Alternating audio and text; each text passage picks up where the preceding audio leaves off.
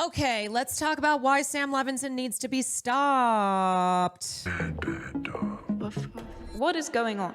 Many of us What didn't is think it could going get on worse in with the Euphoria scandals season and controversies 3? the show has had over the years, but yeah. Season 3, Episode 1 alone has really been the icing on the cake for a show that was seemingly already at its tipping point. What once was a 84% score on Rotten Tomatoes falling to Big a White, thank you for sad 10 months. 43. Unless it has a 360 turnaround, I'm starting to think that the show is pretty much done for at this point. For those who have no idea what Euphoria is, or don't know any of the drama behind the show, I did break it down in my last video, so if you want more of the behind the scenes, then you should definitely go give it a watch. Now, I didn't think that I would be making a video on Euphoria again this soon after my last one. I was going to wait until the entirety of season 3 was released before watching it. However, I kept on hearing some of the craziest things, but I thought, you know, it wouldn't do any harm in me just giving it a quick watch. Well, it did in fact do harm to my mental well-being. And as I can't afford a therapist, I'm talking to you about it instead. The show has recently premiered the first episode of the 3rd season, and let's just say, we have a lot to unpack. Euphoria is a HBO hit series created by Sam Levinson, starring a huge cast of big names like Zendaya, Jacob Elordi, Sydney Sweeney, and many more, that has been running since 2019. And throughout the course of the creation of the show, it has been hit with controversy after controversy. Starting off as a series about teenagers. Also, remember that when this show first came out, it was real widely revered. People were talking about this show like it was the second coming of Jesus. This is a show that is depicting drug abuse issues, other issues affecting young people in this world that felt both new and, for the most part, well done. Navigating their way through love, drugs, and relationships to whatever it is. You know what? The soundtrack was also a banger, though. That's true. And I will say in season 3, it is missing Labyrinth, who did the music for the previous 2 seasons. Hans is great, but I feel like Hans was kind of just doing whatever. Hans also, I think, maybe was making music for a different show, and it does not fit. And so the music was a big part of the show's vibe, and I think the world building in seasons 1 and 2. But before we get into the fallout of the episode, the season was ultimately a mess before it even got aired. From a doomed production to a controversial premiere, leaving the season off to an already terrible start. Hunter is back in season 3, but the characters all have taken a drastic downward turn. The good character writing of season 1 is just nowhere to be found, which I do go into more detail in my previous video. But when making that video, the episode was yet to be released, so my hopes for the show weren't completely lost. As you know, it could have gone one in 2 ways. I struggle with watching anything that makes me feel nauseous, and let's just say, if you're the same, we're gonna have to get through this together because, oh my god. Throughout the series, there have been many scenes that have faced criticism due to the unnecessary amount of nudity, depiction of emotional and physical abuse, substance abuse, and just being outright disturbing. And for the last 2 seasons, which I feel like we always forget, those things were happening to the teenage characters, like they were teenagers. From the very beginning, critics calling it exhausting, lacking in character development, and just outright bad. And yet, season 3 of Euphoria had looked at that and thought, nah, we can do worse. Euphoria Season 3 was announced to have begun production on the 10th of February 2025, and just a few months later they had wrapped, and soon enough we had a trailer, a release date, a premiere, and a fan screening at Coachella. With Sam Levinson having the motto of evolve or die, it's pretty clear that the show did ultimately evolve, but into a shell of what it once was. However, season 3 that we see today was not actually the I feel like I've only heard bad things about Sam Levinson. Yeah, he's a Nepo baby who's a piece of shit. Original season 3. Before the strikes, COVID, Sam had a bulk of Euphoria season 3 already written, but it was ultimately scrapped due to many things like the unfortunate passing of Angus Cloud, who played Fezco, as he was meant to have a large role in this season, along with the fact that Sam went on to work on a completely different show, The Idol, which we will get onto more later. So when it came to eventually creating the 3rd season, it made sense to have a 5-year time jump. The new episode of Euphoria was first screened on April 7th at the premiere, but officially got released on April 12th. And that brings you pretty much up to date with everything that has gone on thus far to do with season 3. So before we can dive into the discourse and focusing heavily on the way that Sam Levinson writes his female characters. Did he make that show at the weekend, The Idol, which was also a goddamn mess? Let me give you a quick breakdown of the episode. And don't worry, okay? I know a lot of you guys in my previous video had never seen Euphoria, so you don't need to have watched the show. And to be honest, this season is ultimately so different from the last 2 seasons that it could just be a completely different show anyway. Spoiler warning to those who want to watch it. I am going to be explaining the whole episode. As someone who has watched it, I was happier before. You know, I don't know if it brought any value into my day, but you know, you do you. Okay? If you want to watch it, watch it. If you don't want to listen to the breakdown of the episode, skip to the time on the screen. So without further ado, let's give it a watch. The episode starts off with Rue driving like a madman across Mexico to reach the border. She pays someone to get over the border, but her car gets stuck and decides to hop out of the car and begin to walk. When we are hit with the Western, the good, the bad, and the ugly looking title card. And just to remind you, the last 2 seasons looked like this, and the absence of Labyrinth's music is just so depressing. But at the same time, honestly, leaving the show might not have been the worst decision that he could have made. Rue reaches a village where she stays with a religious family. Then she gets a lift. How can you tell if a writer hates women or if they're portraying the struggles women face? Genuine question. I'm not defending weirdos. Yeah, no, good question. So essentially, if the female characters are very restricted in playing stereotypes, when they are objectified and exploited, not for the sake of like making any point about exploitation, but because the director and or slash writer sees women this way. And I think in specifically Sam Levinson's case, him choosing to not just have most of the female characters really lose a lot of the characterization from season 1. And he basically just seems as if he wants to sexually exploit them while also having personal gross views towards sex work.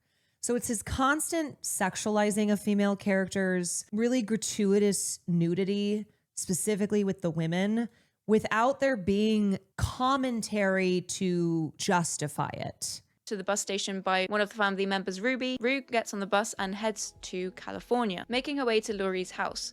Now, who is Laurie? Laurie is a drug dealer who has kind of always been after Rue ever since she fronted Rue a suitcase of drugs when Rue was in high school with the expectation that she'd sell them to repay the debt. However, Rue's mum flushed the drugs away, leaving Rue with nothing to pay Laurie back with. We then get a time jump back a few years to when Rue was working in the smoke shack, where Laurie showed up and said to Rue that she owed her $10,000, but because of interest over the last 46 months, it is now $43,887,000 because, you know, math. However, Laurie says that she was... It's also like, why specifically, if you're going to display characters experiencing humiliation, why for the women is it pretty specifically and explicitly sexual? Why is the humiliation of female characters always sexual in nature? And it's obvious when you watch, especially season 3, that Sam Levinson is not making any commentary on gendered violence in this world, on the objectification of women. He's just participating in it. 100,000, which leads Rue to become ultimately Laurie's little helper. She becomes a drug dealer, where Rue and Faye become body packers. Enter a montage. Yeah, I think it's also the fact that he considers himself to be an auteur. That's the other aspect of it, where it's like, buddy, you're kind of giving just sexploitation vibes of a director in the 70s, yet you consider yourself to be creating high art, like a true auteur. And I think too, this is where the chip on his shoulder comes into play, where his dad is an Oscar-winning director. His dad is an auteur, and he's a person who got his start in Hollywood because he's the son of Barry Levinson. I think it's clear that his views on himself as an artist don't actually align with the art that he is making. He thinks he's PTA, but he's really the porn director in Boogie Nights. Of Rue and Faye gagging and choking over swallowing balls of drugs. I don't want to call it what it actually is because I might get demonetized. Please, YouTube, don't demonetize me. I'm just talking about it. Don't hurt me. Okay, I'm just talking about it. But let me tell you, they were not the only ones gagging. Do not, under any circumstance, watch this episode whilst eating. I had one singular orange, and I was going through it. I was struggling. I was going through it. And for some reason, started eating it as soon as the scene popped up. I was like, oh, Rue's in the middle of Mexico. Let me just go get an orange. Starts eating the orange, and then they start gagging on balls. Tour of poop from a butt. Whoa. The two hop in the car to smuggle drugs across the Mexican border. Whilst in the car waiting to be checked, Faye starts passing gas several times. Once they get back to Lorraine's house, they're literally going to explode physically. Oh, man. Why am I even talking about this? You know, they take Rue to the bathroom. They take Civ. And then Faye has an accident. I think Zendaya's more protected because she's also producer. Licking her leg. Yeah. We are 18 minutes in. 18 minutes of episode 1. At this point, you know, what are we doing here? What do I do? What do I do with this information? Why did I need to see that? It was bad enough knowing that they were going upstairs with this freaking sieve. And then we see this. After this, we find out that due to the raid on Fez's house in the end of season 2, Lorraine went into a business with her cousin Harley and son Wayne. Faye likes Wayne and tells Rue that he has a safe because he's saving up to ultimately leave the drug business, which doesn't really come into play this episode, but I think it will do later on in the season. That's why I'm mentioning it now, just in case I end up making more videos on the future episodes of the season. If it's anything like this, then I might need another therapy session, and unless I invest in a therapist, it's you and me, baby. Rue is not only a drug dealer, she's also an Uber driver. Popping in to see Lexi. Lexi is the sister of Cassie, who is now working on a soap opera in Hollywood. She doesn't know that Rue is a drug dealer, only that she is an Uber driver. And the two start talking about faith and the Christian family Rue met earlier on in the episode. And that maybe religion is something that Rue wants to start looking into, which Lexi was not a fan of. Because they're in a cult. Oh, well, maybe that's the answer. Christianity? I'm not going to be friends with a Christian. We also find out that Fez is in prison for 30 years. And then we are introduced to Cassie, which is through her...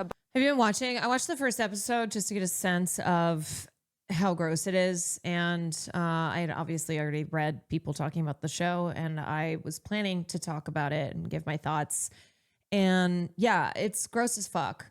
Another thing is that Chloe Cherry, who plays Faye, I remember her talking about how on the first day of set, she was expected to be completely nude.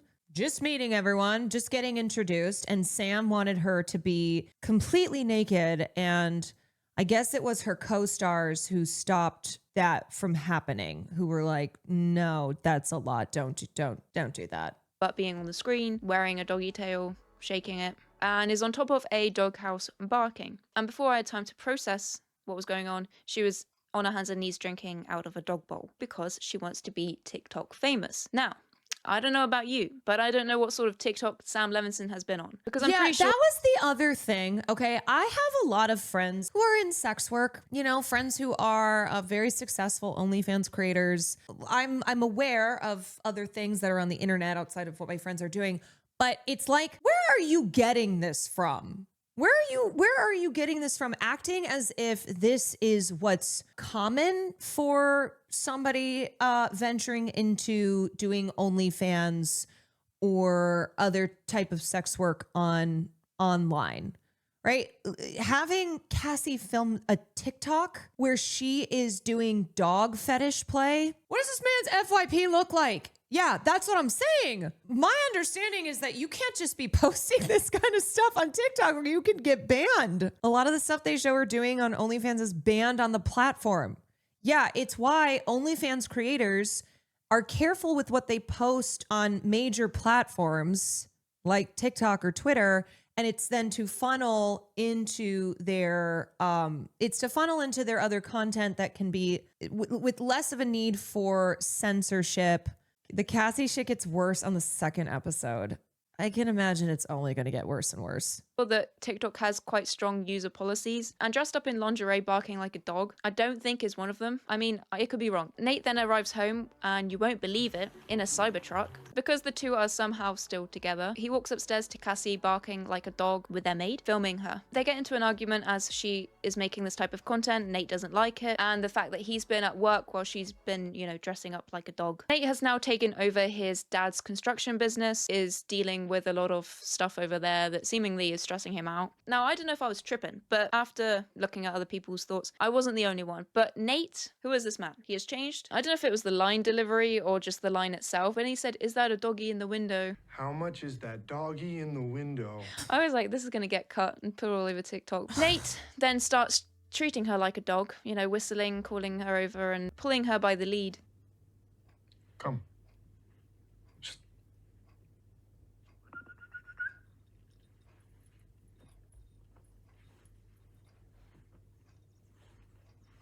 sit. Yeah. You've been a bad, bad dog.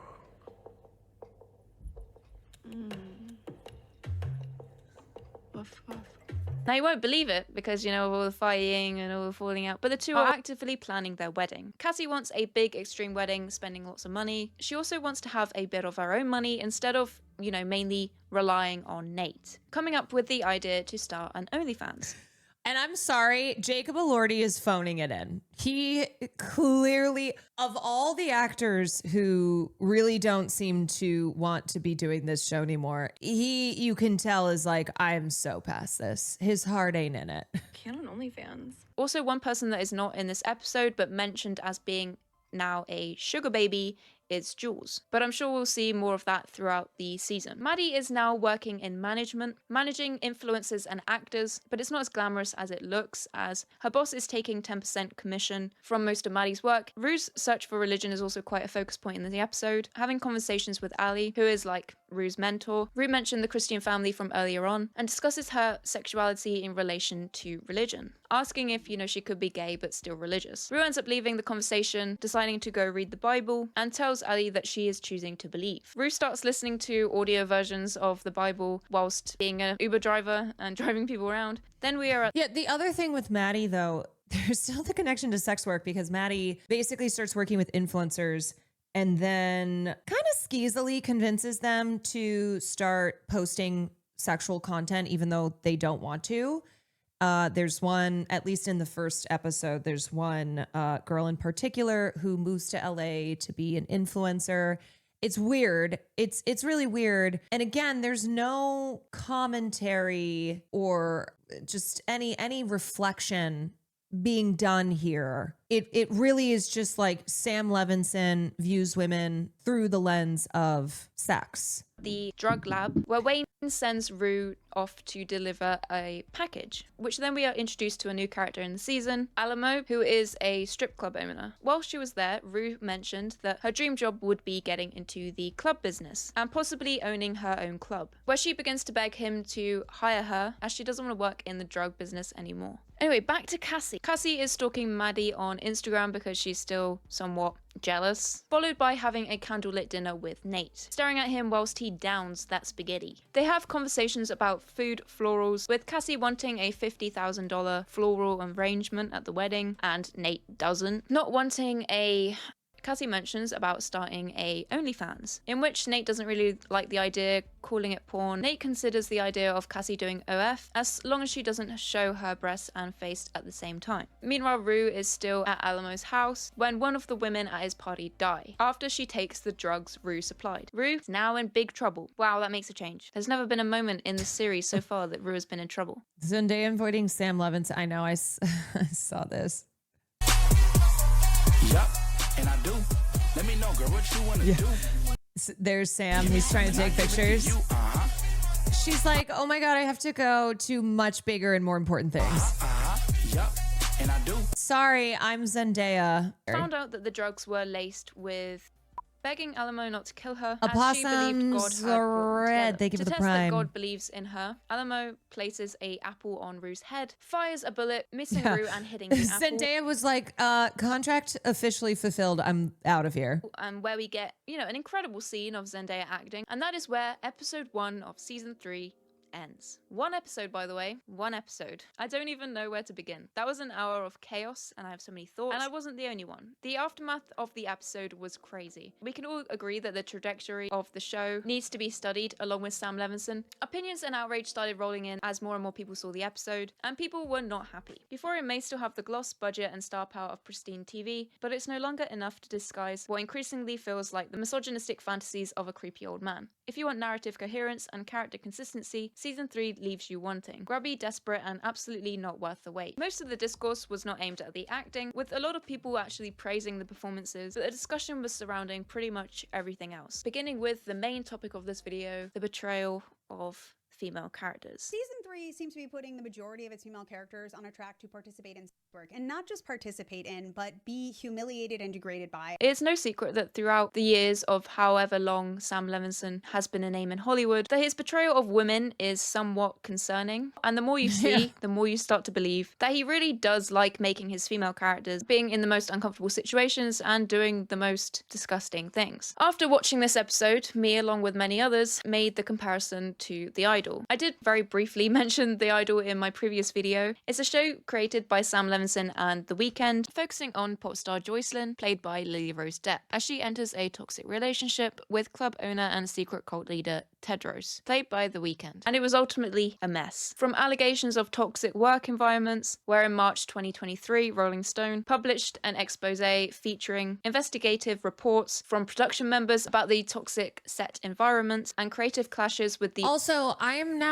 like remembering old episodes of Euphoria, and there was one that I think was specifically written by Hunter Schafer. One of the rare exceptions where Sam Levinson didn't have total control, or at least it was co-written.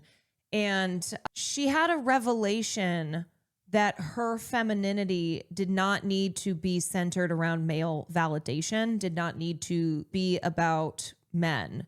And it was one of the best episodes.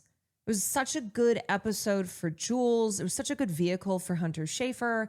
And now it's that all that's gone. So like that's another problem, is not just looking at season 3 on its own, but also comparing it to season 1. Yeah, Jules completely reverting back in season 3 with also no explanation. It's like same thing with Nate, where Nate is still obviously, it's like he's a piece of shit, but I don't even know if Sam really feels that. But you forget some of the things that Nate did in seasons 1 and 2. Remember when he like almost killed Lucas Gage? Remember when he like nearly murdered Lucas Gage? And then remember his weird thing with Jules? He was a fucking terror, and now in season 3 he's all like, I am trying to keep my construction business going, and by construction business I mean my family's construction business. Director of the show, Amy Seimetz, I'm sorry if I pronounced that wrong, who left and was replaced by Sam Levinson, because the show that centered around a struggling, abused female pop star. Remember when he drew a weapon on Maddie? Yes, there were so many things Nate did in seasons 1 and 2 that really made him a villain. And now we've just kind of erased that. It's like, are we supposed to have forgotten the previous 2 seasons? Also worth remembering that Euphoria is based on an Israeli TV show. Oh, right. Yes. According to sources, The Weeknd felt like the show was leaning too much into the female perspective rather than his own. Allegations described how the production Now went he's just very wildly, aw disgustingly shucks off type the of guy. rails. One source described it as a show with rewrites, reshoots, and delays. Rolling Stone also came out with an article calling Sam Levinson's The Idol a fantasy, where Sam Levinson responded with this: I want to know how you decided where to draw the line. Well, I mean, it's funny. I think that sometimes things that might be revolutionary are taken too far. Look, I think it's, we live in a very sexualized, the influence of pornography is really strong in terms of the psyche of, I think, young people in the States. We know that we're making a show that is provocative. It's not lost on us. When my wife... very porn brained. Wife read me the article. Very porn brained and clearly feels a lot of disdain for women in porn, women in sex work. And that's why he focuses so much of the female characters being in this. So you can really get this sense from him. Clearly the influence of pornography is strong in your work, but also his feelings of disgust for women who participate in this, but he doesn't seem to have the same feelings towards men. I looked at her and I just said, I think we're about to have the biggest show of the summer. Good morning, Glory. Thank you for the put-in.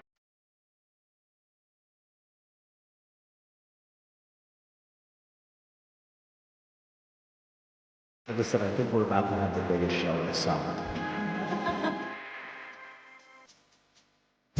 Also, when asked about nudity in the show, an interview with New York Times, Sam Levinson says, it also plays into the feeling that the audience has. Oh, she's a victim. She has to be a victim. I believe people will underestimate Joyce as a character because of how exposed she is. Being a show so controversial, criticized for its misogyny, exploitation of women, and bad acting ultimately ended up getting it cancelled because of the widespread criticism of the show and its provocative scenes. Parents, Television and Media Council called on HBO The to videos about cancel the show the were series, really funny, citing though. its depiction of torture and sexual abuse. Sam Levinson did mention that both Euphoria and The Idol take place in the same universe, that universe being Sam Levinson universe of madness. Going back to this episode, as we talked about, the female character... Maybe this is how LA TV people talk and don't want to be discriminatory, but doesn't he sound super conceited revolutionary? Yeah, he's a tool.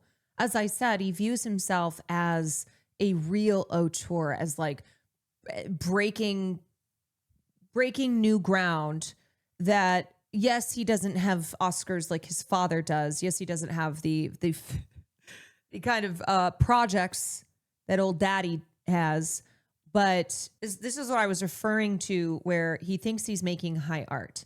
He really views himself in a way that doesn't come across in what he's actually making. were subjected to all sorts of humiliation and discomfort, from Rue and Faye swallowing those balls. It is disgusting to swallow balloons filled with fentanyl, even if the is like fake. I just think I would be disgusted. And that's also what Sam said. He was like, I really, really, really need to see in the scene that it is absolutely disgusting to swallow these balloons. Like, I need it to be just awful. Was there any levity to at least the part in the car where you're trying so hard to not like let out a fart? I can't fart on command, but what they did do was like have like a mic in the car, and like Sam just himself kept being like, I remember at first I was just like, oh my God, like people aren't going to want to watch this. Like, this is too gross. And then once I watched it back, and I was like, farts are kind of funny, I guess. Cassie dressing up as a dog, barking whilst getting belittled and humiliated by Nate, with the way he's portrayed OnlyFans and, you know, that type of content coming off as being quite disrespectful. When asked about Cassie's OnlyFans scenes, Sam Levinson, along with cinematographer Marcel Reeves, said, OnlyFans has its own aesthetic, and how you can elevate that aesthetic to the show's aesthetic is a challenge. I'm not going to lie, Reeves said. Cassie has her own doghouse and her little dog ears and the nose, and that has its own humour. But what makes the scene is the fact that her housekeeper is the one filming it. What we wanted to always find is the other layer of absurdity that we wanted to tie into it, so that we're not too inside of her. You know what would be an interesting video essay? I don't know if anyone's made one, but I think comparing Sam Levinson to Sean Baker. Now, Sean Baker gets criticism for having sex work or sex workers in every one of his films, but he demonstrates a lot more empathy and has talked about that he wants to remove the stigma around sex workers. Now, I don't need to get into Sean Baker's problematic follows on Instagram, but it's like you take Florida Project, you take Tangerine. He also shows sex workers who are on the margins of society, and he creates them as characters who are fully realized human beings. The gag is to jump out to break the wall. Many are and he's an egomaniac. which is why he is the only writer, which is why he insists on having total control in the room. Finding the show's content degrading. It's crazy how much Sam Levinson did to every woman who stepped on set. It's like the writer's room asked him, how do we degrade every woman this season? And he just said, yes, one person wrote. I just want to say I have nothing against OF or people working in the entertainment industry, because there's a lot more that goes into it than what Sam portrays on screen, as most of the lead female characters in Euphoria now are in the adult entertainment industry or are constantly being exploited, with pretty much every single female character going through something or being subjected to something or humiliated. We also have Jules now as a sugar baby, and I'm sure we're going to see more of that in the next few episodes. Now, I know you could say that it's possibly too early for people to say that the show has lost its complete potential. As you know, there are still 7 more episodes. It could turn around, But the discussion of the show destroying the potential of the characters has happened since like day one. From the show that started seemingly being about characters that felt well crafted and had people invested in, you know, their backstory. But it almost feels like they are now just kind of shells of characters and written, created, feeling like they're for Sam Levinson. Focusing on how many outrageous and controversial things he can do in the show instead of actually, you know, writing really good stuff. The thing is, having very outrageous and controversial... You know who is writing good stuff out here? Somber. Somber is writing stuff that helps the cause of women who want to write about stuff. Scenes is going to get people talking, but so will having a really good season. You may be wondering, as am I, what does the future of the show look like? You know, I wouldn't... If you missed the first part of our stream, this will not make sense to you, and your takeaway will be Caroline is the #1 Somber fan, which is true. Be surprised if it had a similar fate to The Idol, especially with how much discourse it has had in just the first episode. Who knows what the future episodes will contain. And I know one thing, I'm watching them with no food, no company, and most likely questioning everything. The new episode didn't really surprise me, but it did feel like a completely different ball game from, you know, the last 2 seasons. Question in the comments today is the show done for at this point, or do you think there's still hope? Quickly before I end this video, I just want to say thank you so much for the support on my last video. I hope you enjoyed this video. Let me know if you do want me to discuss more of the show. But other than that, I hope you have an amazing day. We'll see you in my next one. Bye. Yeah, I mean, I think the show's getting views.